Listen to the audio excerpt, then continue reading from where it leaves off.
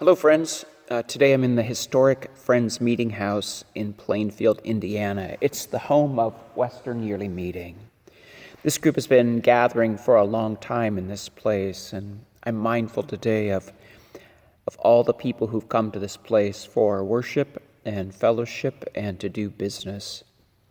There's something powerful that happens when we gather together, when we do more than worship on our own. There's a joining that takes place. We find ourselves in that spot where we are in harmony with one another. At least we get to work at being in harmony with each other. Along with the joy of gathering for worship, there comes a responsibility as well.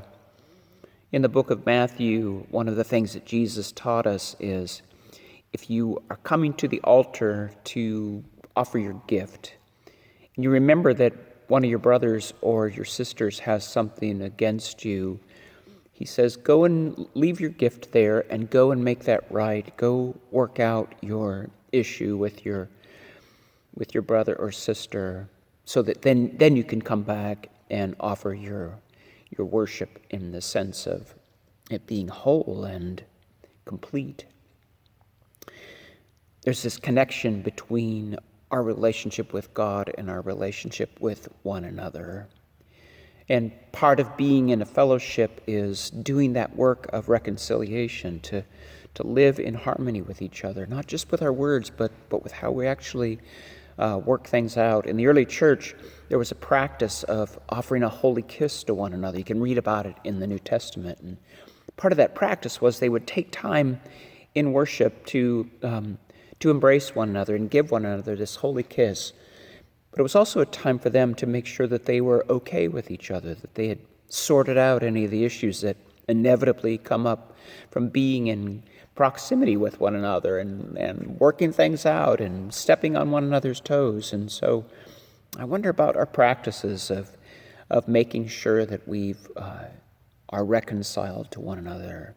Because I can tell you, having traveled all around the country and actually the privilege of traveling all around the world, I've walked into a lot of meeting houses where you can feel the tension, where you know there's this conflict between some folks who are there. And sometimes it just feels like there's this blanket, this big, heavy, wet blanket that is draped over a community because they've not been doing that good, hard work of reconciliation.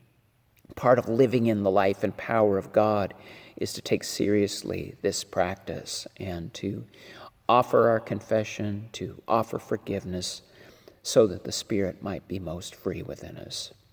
Today, as you go about your day in this week, as you prepare for meeting for worship on Sunday, whether it's online or in person, I'd ask you to consider that question am I at peace with my sister? Am I at peace with my brother?